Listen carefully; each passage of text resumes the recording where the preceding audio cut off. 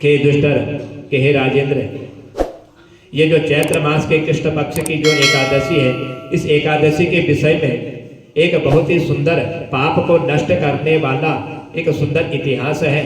वह इतिहास मैं तुम्हें श्रवण कराना चाहता हूँ कि जिसे काफी समय पहले एक बार जो है एक चक्रवर्ती एक राजा थे जिनका नाम था मानधाता।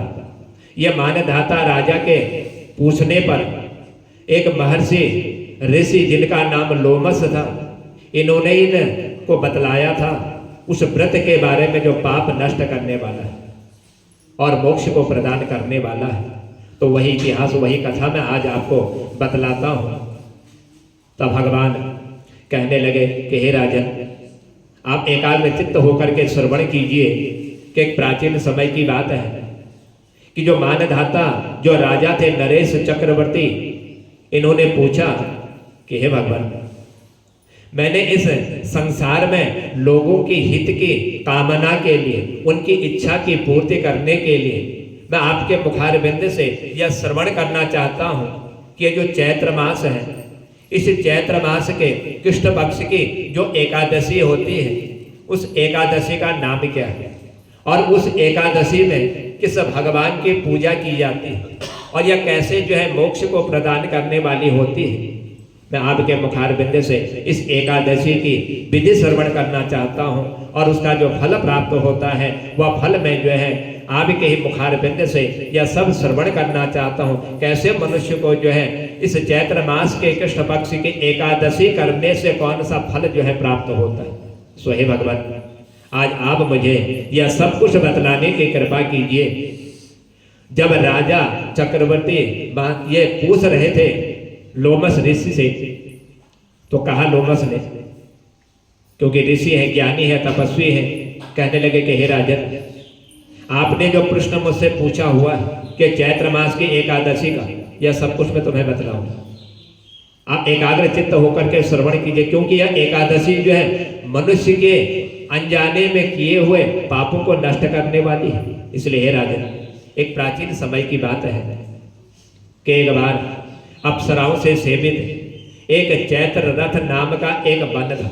उस वन में जो है अनेकों प्रकार की अप्सराएं जो है निवास करती थी और वहां पर जो है गंधर्व कन्याएं भी रहा करती थी। यह सब जो है अपने किन्नरों के साथ जो है उस वन में बाजे बजाते हुए, नृत्य करते हुए विहार करते थे। सो हे राजन, उसी वन में एक मंजू घोषा नाम की अप्सरा जो है, जो मुनिवर मेधावी जिस वन में तपस्या कर रहे थे, उसी वन में उस तपस्या के स्थान पर यह मंजू घोषा नाम की जो अप्सरा है, यह उनकी उस तपस्या को भंग करने के लिए पहुंच गई। उसकी तपस्या में विघ्न डालने के लिए उस स्थान पर पहुंची। तो महर्षि उसी वन में जो है निवास करते थे और उसी वन में रह करके भगवान की आराधना और तपस्या में लीन रहते थे, यानी कि अपने पूरे ब्रह्मचर्य का पालन किया करते थे और उसी वन में निवास करते थे। मंजू घोषा मुनि के भाई से आश्रम से एक कोष दूर जो है रुक गए, क्योंकि भय हो गया कि ऋषि है, तपस्वी है, कहीं मैंने स्पर्श कर दिया, इनके तेज के कारण, इनके तपोबल के कारण कहीं मैं भस्म न हो जाऊं, कहीं मेरा शरीर समाप्त न हो जाए। तो जहां पर यह तपस्या कर रहे थे वहीं से कुछ दूर कोष पर यह ठहर गए और रुक करके आज इस मंजू घोषा ने उस तपस्वी की तपस्या को भंग करने के लिए बड़े सुंदर ढंग से आज थे बीणा बजानी प्रारंभ कर। ऐसी बीणा बजाई कि ऋषि का मन जो है मोहित हो जाए और उस मधुर गीत जो है उस बीणा के द्वारा बजाते हुए या गाने लगे, गुनगुनाने लगे। आज मुनि श्रेष्ठ मेधावी जब घूमते हुए उधर से निकल रहे थे और उस सुंदरी अप्सरा को इस प्रकार गायन करते हुए इन्होंने देखा, तो देखते ही सेना सहित कामदेव से परास्त होकर के परवश मोह के वशीभूत हो गए। जब दूसरे के वशीभूत में हो गए तो मुनि की ऐसी अवस्था देख करके आज मंजू घोषा उनके समीप पहुंच गए। समझ लिया इसने कि ऋषि की तपस्या जो है मेरे से बीणा के स्वर से और गायन के स्वर से जो है भंग होने जा रही है।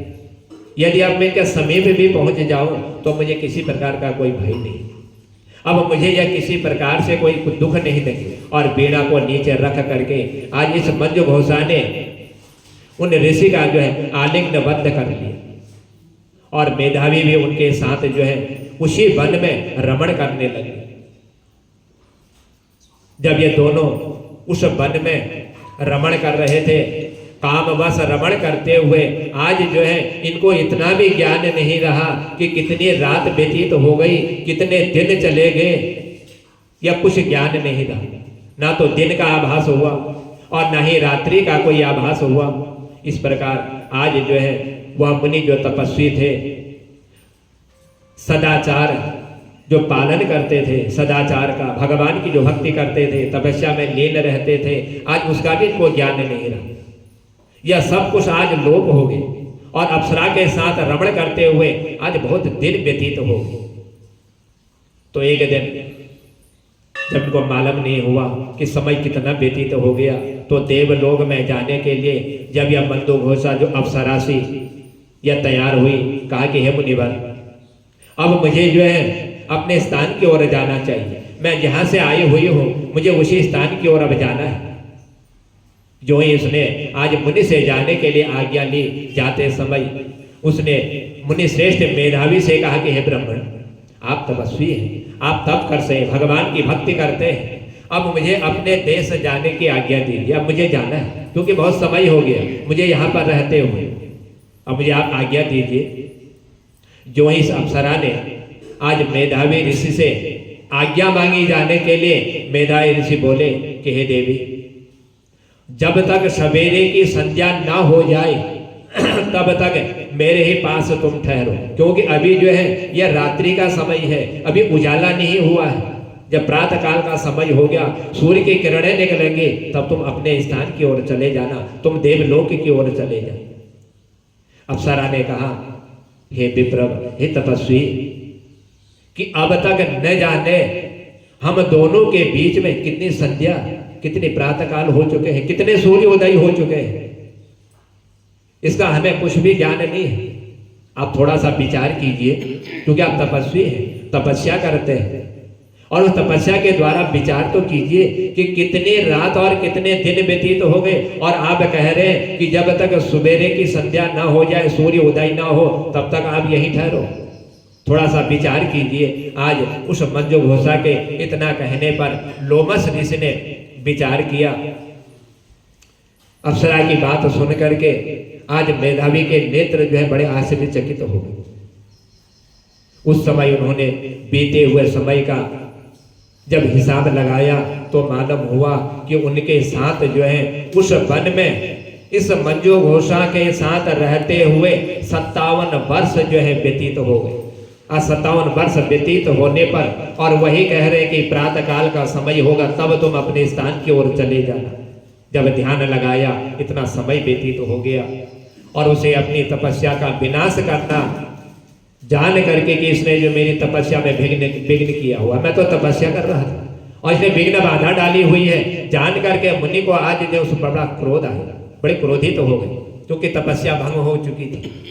जब ज्ञान हुआ, 57 वर्ष व्यतीत हो गए, मेरी तपस्या को इस मंजू घोषा अप्सरा ने जो है खंडित कर दिया। और उस मंजू घोषा की सहायता कामदेव ने भी करी थी, कामदेव ने भी सहायता करी और सहायता करने पर ही आज ऋषि की तपस्या जो है भंग हो गई। तो तुरंत ही आज इस ऋषि ने जो है इस मंजू घोषा अप्सरा को श्राप दे दिया, कहा कि हे पापिन, तूने जो है मेरी तपस्या को भंग किया हुआ है, इस मेरी तपस्या को भंग करने के कारण मैं तुझे श्राप देता हूं कि आज से तू जो है पिशाच की योनि में जो है पहुंच जाए, तो पिशाच हो जाए।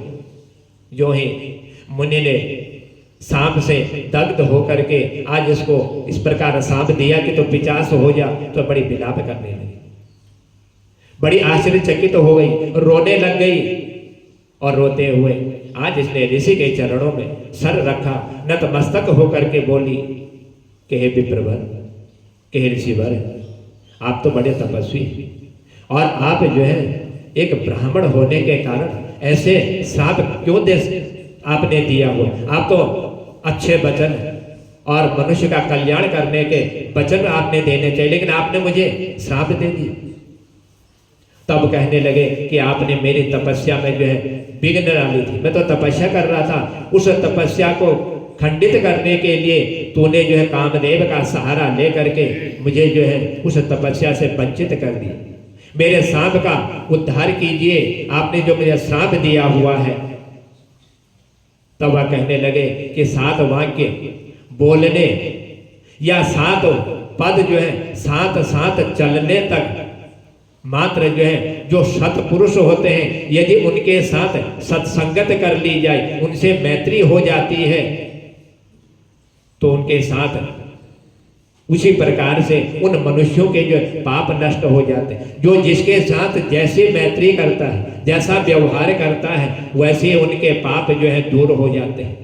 मैंने तो आपके साथ अनेक वर्ष व्यतीत किए हुए, 57 वर्ष व्यतीत हो गए, जब आप जो है 7 वाक्य 7 पद चलने तक जो है उसका कोई प्रभाव नहीं होता, और मैंने न जाने कितने वर्ष तुम्हारे साथ व्यतीत कर दी, और फिर भी आप मुझे जो है राक्षस पिशाच होने का सांप दे रहे हो। इसलिए हे स्वामी, अब आप मुझ पर जो है कृपा कीजिए कि आप मुझ पर इतने रुष्ट मत हुई। आज उस मंजू घोषा की ऐसी वाणी को सुन करके कहने लगे मुनि कि हे भद्रे, मेरी एक बात श्रवण करो। मैंने तो श्राप तो दे दिया, लेकिन उस श्राप को तुम्हें भोगना तो पड़ेगा ही। लेकिन एक बात मैं तुमसे कहता हूं कि यह श्राप से उद्धार करने वाला है, और जो श्राप से उद्धार करने वाला है, मोक्ष को प्रदान करने वाला है। तो वह कहने लगी कि कौन सी ऐसी आप मुझको बतलाना चाह रहे हो जो श्राप से उद्धार जो करा दे, जो मनुष्य का कल्याण करा दे। मैं क्या करूं? तुमने मेरी बहुत बड़ी तपस्या जो है नष्ट कर डाली है।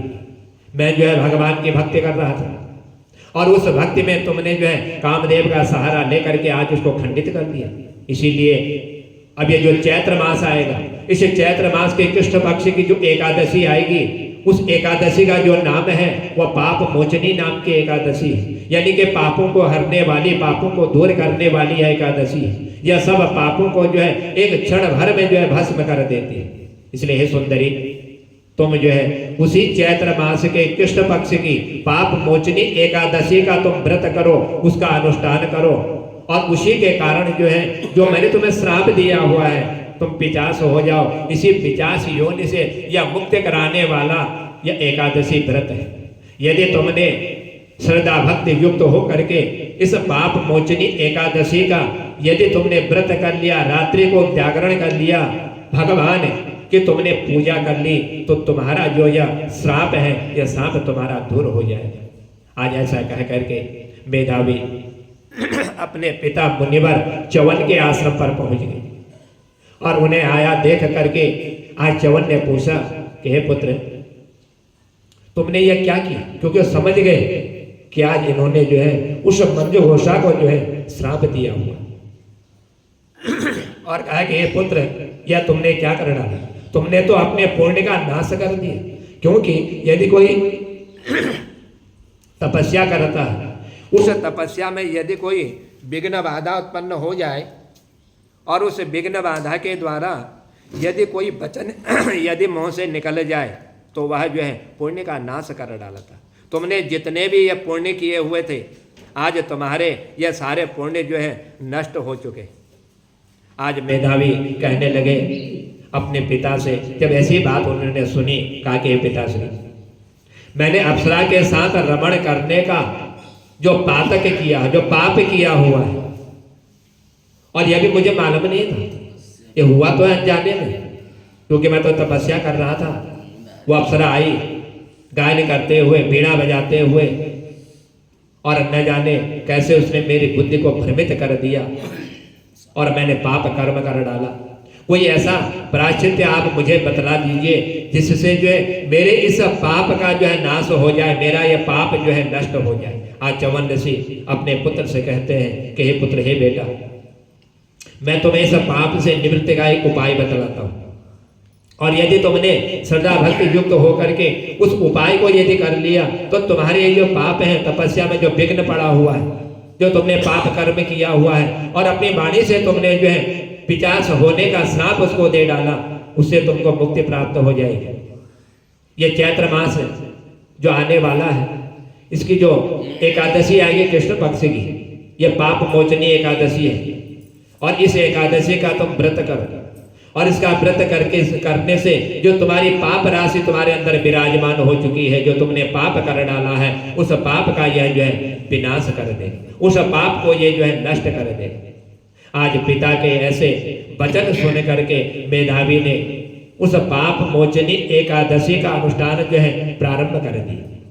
और इससे जब ये अनुष्ठान किया, भगवान की भक्ति करी, रात्रि जागरण किया, तो उनसे उनका पाप जो है नष्ट हो गए और वे पुनः जो है तपस्या में परिपूर्ण हो गए।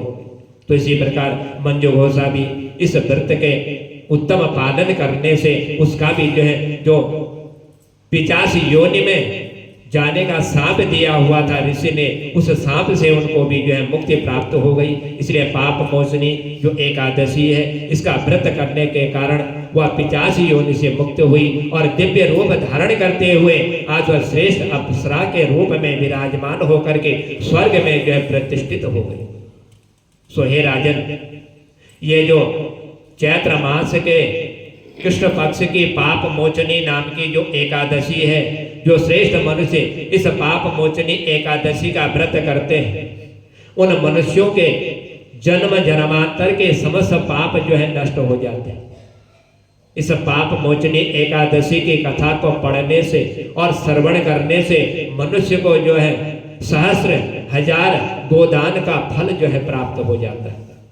और ब्रह्म हत्या का जो पाप होता है, वह ब्रह्म हत्या का पाप समाप्त हो जाता है। जो स्वर्ण की चोरी करते हैं, इस कथा श्रवण करने से, इस एकादशी के व्रत को करने से उस स्वर्ण की चोरी का पाप भी समाप्त हो जाता है। जो सुरापान करते हैं, जो मुंह से गलत शब्दों को बोलते हैं, इस एकादशी के अनुष्ठान से, इस एकादशी के श्रवण मात्र से वह पाप भी जो है उन मनुष्यों के समाप्त हो जाते हैं और वह जो है पुण्यमय हो जाता है। और पुण्यमय हो करके वह भगवान के वैकुंठ धाम में जाने का मार्ग भी जो है सुलभ कर लेता है। आज भगवान के मुखार बिंद से ये जो ऋषि की और उस राजा की कथा का जो श्रवण इन्होंने कराया था, कहने के हे भगवान कि आज आपके मुखार बिंद से इस चैत्र मास के कृष्ण पक्ष की पाप मोचनी एकादशी की इस कथा को सुन करके मैं बड़ा धन्य हो चुका हूँ, क्योंकि आपने जो है अनजाने में किए हुए जो पाप होते हैं, उस पाप को नष्ट करने वाली या पाप मोचनी एकादशी का जो ने सुंदर जो वर्णन जो बतलाया हुआ है, जो इसको श्रवण कर लेता है, जो इस एकादशी का अनुष्ठान कर लेता है, सो हे भगवान इस एकादशी के अनुष्ठान से उनके जन्म जन्मांतर के पाप तो नष्ट होते ही है, लेकिन वह भगवान के सुंदर वैकुंठ धाम में जाने का मार्ग भी जो है सुलभ कर लेता है। बोलो भाग्य बिहारी लाल की जय।